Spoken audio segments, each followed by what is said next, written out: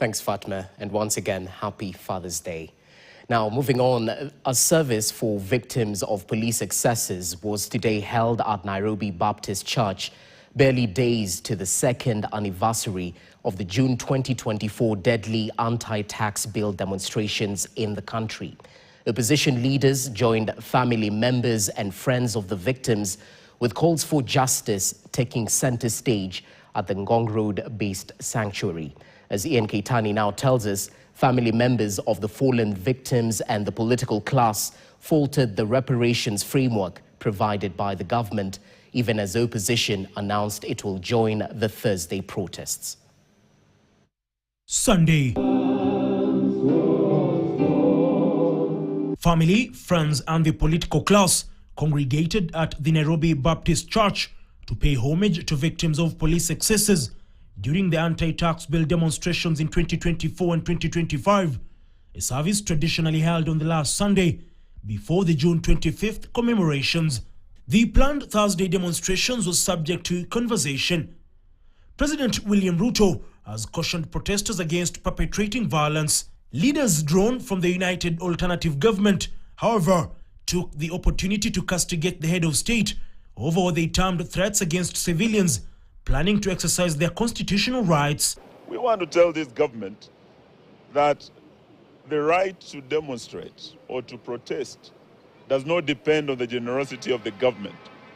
It is a right guaranteed by the Constitution. Article 37 of the Kenyan Constitution, the right to hold peaceful demonstrations is a basic right in this country.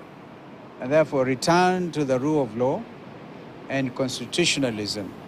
I do pray that the leaders in East Africa listen and change their ways so that everybody can be at liberty. Despite the reparations framework for victims of police excesses and violations of human rights, families of the fallen Kenyans want justice to be served. Though they have acknowledged the peanut compensation that cannot bring life, but we need accountability, justice, and non-repetition of the heinous act when the Kenyans are demanding for their rights. Their views echoed by opposition figures who argued that monetary compensation without prosecution of culprits is not justice. Monetary, yes, monetary compensation, which must also be administered in a transparent manner. We still hold the view that the body constitutionally responsible for this is not Office of the President, but the Kenya National Human Rights Commission, so that there will be seen to be equity and justice.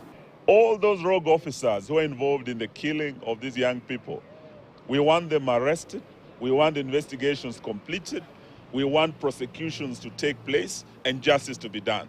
With processions in honor of victims of police brutality expected to be held in various parts of the country on Thursday, the men in uniform have been cautioned against use of excessive force on protesters.